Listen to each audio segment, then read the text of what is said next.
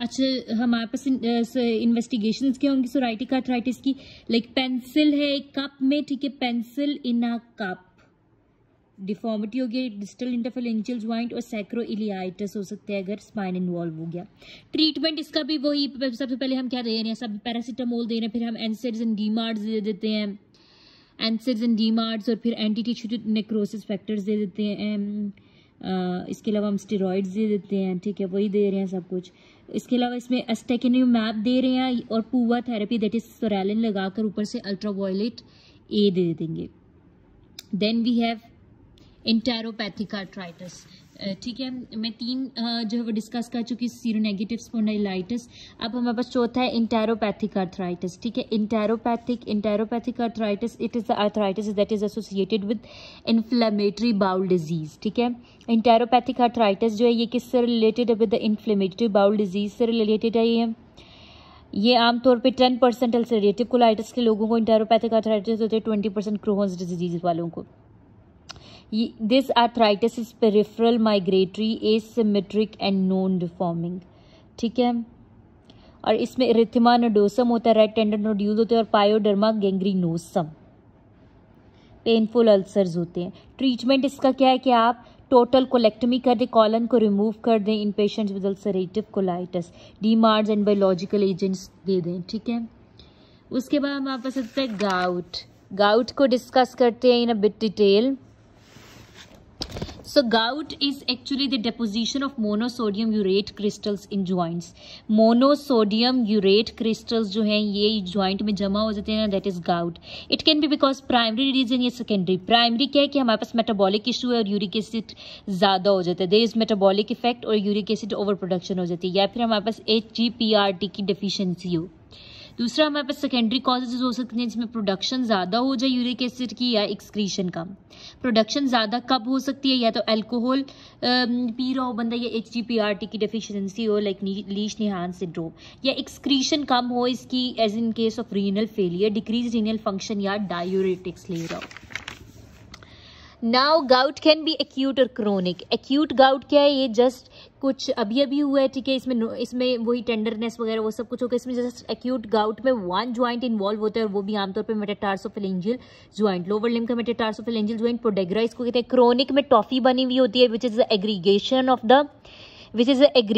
Of sodium urate crystals surrounded by granulomatous reaction. ये sodium urate crystals हैं, इसके इर्द गिर्द ग्रेन्युलोमेटस टिश्यू बन जाता है, इसको हम टॉफी कहते हैं। Tophi is the formation of granulomatous tissue around the monosodium urate crystals.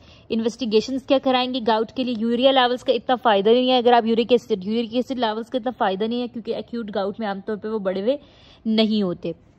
CBC कराएंगे तो हमारे पास क्या आएगा? ल्यूकोसाइटोसिस, इन्फेक्शन की तरह नजर आएगा गाउट।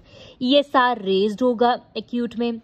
और इसके अलावा जो इसका बेस्ट एक्यूरेट टेस्ट है, most accurate test, that is the arthrocentesis. Arthrocentesis is the joint aspiration, और ज्वाइंट एस्पायरेशन करके उसमें मोनोसोडियम यूरेट क्रिस्टल्स आपको नजर आएंगे। अगर आप उसकी पोलराइज माइक्रोस्कोपी कराएंगे तो these are the needle like crystals which are negatively birefringents. Then आप उसके अलावा जो आर्थ्रोसेंटेसिस आपने की उसकी आप कल्चर एंड सेंसिटिविटी करा सकते हैं।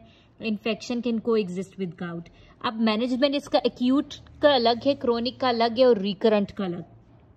एक्यूट अटैक के लिए हम क्या ट्रीटमेंट देंगे? सबसे पहले तो वही जो सब में दे रहे हैं, एनसेड्स देना है। इसका जो स्पेशल है एक्यूट अटैक के लिए कॉल्चिसिन है। एक्यूट अटैक कॉल्चिसिन और स्टेरॉइड्स देंगे।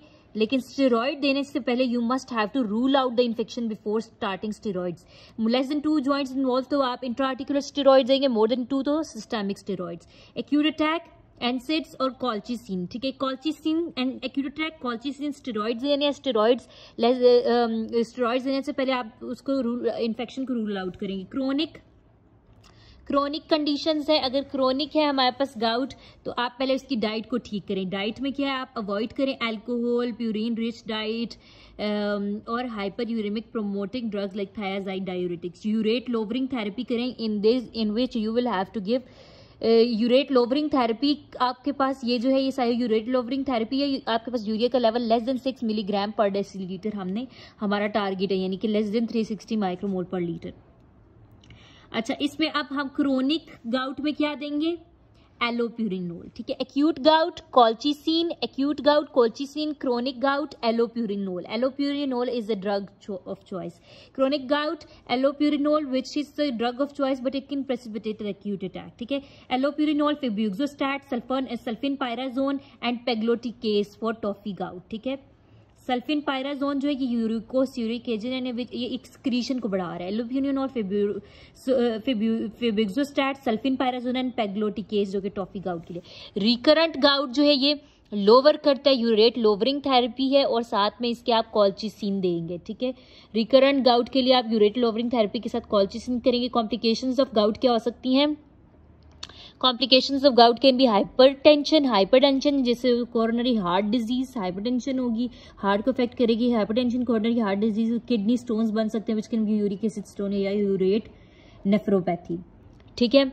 उसके बाद हमारे पास आता है septic arthritis. Septic arthritis which means के इन्फेक्शन की वजह से आर्थराइटिस हुआ है। इसके रिस्क फैक्टर्स क्या है? इम्यून कॉम्प्रोमाइज्ड बंदा है, डायबिटिक बंदा है, या फिर बैक्टीरियल सीडिंग हुई हुई है, like from the bacterial seeding आप ब्लड के थ्रू भी हो सकती है, हेमेटोजेनियस स्प्रेड भी, या कंटेजियस स्प्रेड स्किन के थ्रू भी। इसके ऑर्गेनिजम्स क्या है सेप्सिस के? स्टेफिलोकोकस ऑरियस, स्ट्रेप्टोकोकस या गोनोकोकल। इन्वेस्टिगेशंस क्या कराएंगे हम सेप्टिक आर्थराइटिस में? सीबीसी कराएंगे जिसमें ल्यूकोसाइटोसिस होगा, वही leukocytosis, CBC, leukocytosis, ESR, CRP raised. Arthrocentesis कराएंगे हम, तो उसमें व्हाइट ब्लड सेल 50,000 से ज्यादा होंगे और वो भी प्रीडोमिनेंटली न्यूट्रोफिल्स होंगे। Arthrocentesis is the best initial and most accurate test. इसके अलावा कल्चर करा लेंगे इसको, वो भी पॉजिटिव होगा। अगर गोनोकोकल इन्फेक्शन पॉजिटिव तो आप genital culture, throat cultures, genital track cultures कर लेंगे और एक्सरे ले लेंगे। मैनेजमेंट क्या है हमारे पास सेप्टिक आर्थराइटिस? सेप्टिक आर्थराइटिस तो पहले तो हम उसके कल्चर्स वगैरह के रिजल्ट कि किस ऑर्गेनिज्म से हो रहा है, उसके आने से पहले हम जो एंटीबायोटिक्स देंगे उसको हम एम्पेरिकल एंटीबायोटिक्स देंगे। फिर जब उसका रिजल्ट आ गया तो अब हमने 2 वीक्स के लिए इंट्रावीनस आईवी एंटीबायोटिक्स देनी है और 4 वीक्स के लिए ओरली। टोटल 6 वीक की थेरेपी होती है। हेल्दी इंडिविजुअल में हम फ्लूक्लोक्सासिलिन और फर्स्ट जनरेशन सेफेलोस्पोरिन्स लाइक सेफेजोलिन देंगे।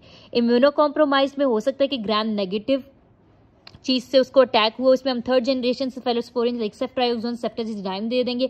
अमाइनो ग्लाइकोसाइड्स और जेंटामाइसिन, ठीक है। अगर सुडोमोनास आप सस्पेक्ट कर रहे हैं तो एमिकैसिन, ठीक है, एमिकैसिन, पाइपरसिलिन और टेरिजोबैक्टम दे देंगे। अगर आप सस्पेक्ट करते हैं गोनोकोकल आर्थराइटिस तो फिर हम उसको थर्ड जनरेशन सेफेलोस्पोरिन्स देंगे। Complications of sepsis, septic arthritis क्या हो सकते हैं? पूरे ब्लड में इन्फेक्शन फैल जाए, सेप्सिस हो जाए।